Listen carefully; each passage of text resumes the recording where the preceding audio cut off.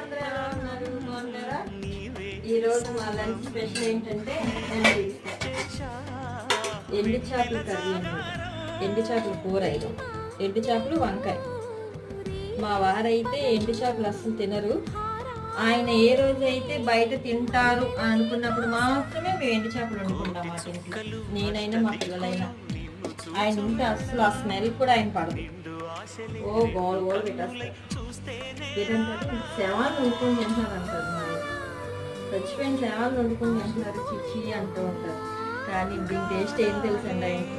చెప్పండి, ఎంతమందికి ఇష్టం ఎండు చేపల కూర?